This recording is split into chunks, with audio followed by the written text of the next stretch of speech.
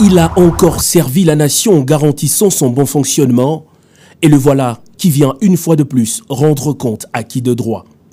Dans la salle de congrès ce samedi, c'est la République représentée qui l'attendait. Une République privée d'une partie d'elle, lui arrachée de la manière la plus lâche, notamment à Kichiché par les ennemis de la paix.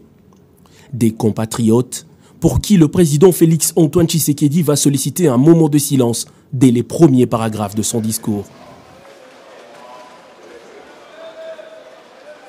La défense de l'intégrité territoriale, c'est le défi majeur que l'année 2022 a présenté au pays, avec une guerre d'agression lui imposée par le Rwanda et qui a trouvé de Congolais plus que unis, faisant face de manière remarquable, a souligné le président de la République.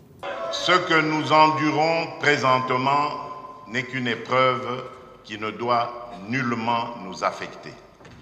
Soyez rassurés que nous allons surmonter la tête haute.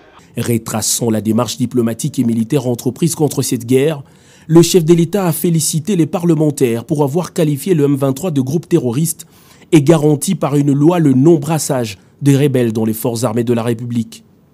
La réinsertion professionnelle des ex-rebelles congolais grâce au programme DDRCS et l'encadrement de jeunes délinquants par le service national, c'est cette démarche que privilégie le pays, a-t-il poursuivi. 2023 sera essentiellement une année électorale. D'un ton rassurant, le président Félix Antoine Tshisekedi a exprimé sa fierté de constater que le gouvernement finance à 100% le budget des élections avant de lancer un appel général à l'enrôlement. Dans les lignes de son discours, le chef de l'État a mis un accent sur la qualité de décision de justice, le comportement de ses acteurs et les maux qui rongent le secteur de la justice en rappelant les efforts qui sont générés pour y remédier. Que dire alors de l'économie du pays en 2022? À la question, le chef de l'État répond en une courte phrase. Elle se porte de mieux en mieux. Si Félix Antoine Tshisekedi ne balbutie, c'est parce que le tableau économique corrobore ses affirmations. Avec une bonne mobilisation de recettes qui fait hocher la tête du FMI, le pays a développé une résilience face aux conséquences économiques de la crise russo-ukrainienne. Une économie qui, selon le président Tshisekedi, vivra bientôt ses meilleurs jours avec la mise en valeur de blocs pétroliers et gaziers, mais aussi avec le programme énergétique qui présente déjà des résultats. De l'Union africaine à la CEAC en passant par la SADC, la RDC a mené des actions d'envergure en 2022 pour asseoir son leadership sur le plan continental. Dans un discours interrompu à plusieurs reprises par de salves d'applaudissements, le garant de la nation a renseigné des actions menées dans le cadre de l'amélioration du climat des affaires, de la lutte contre la corruption, de la santé avec la couverture santé universelle qui fait son chemin, de l'éducation avec la gratuité de l'enseignement de base qui change le destin de plusieurs enfants et enseignants, de l'ambitieux programme de 145 territoires, ainsi que de l'évolution de la participation de la femme dans les instances de prise de décision. Parlant de la femme, le chef de l'État Félix Antoine Tshisekedi a encore une fois félicité l'Assemblée nationale pour la finalisation de la loi portant réparation des victimes de violences sexuelles basées sur le genre.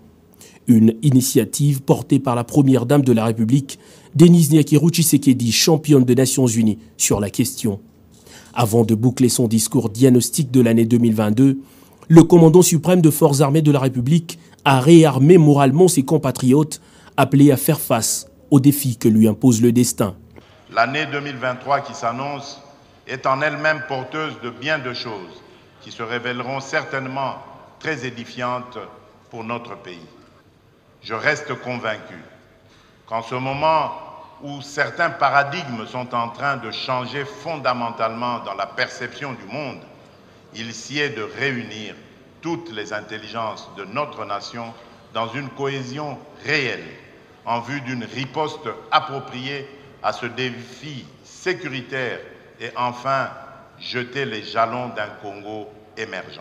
Rassuré d'avoir fait le plein d'une confiance renouvelée des siens, le fervent serviteur du peuple répare au cœur de l'action pour une nouvelle année qui s'annonce plus que déterminante.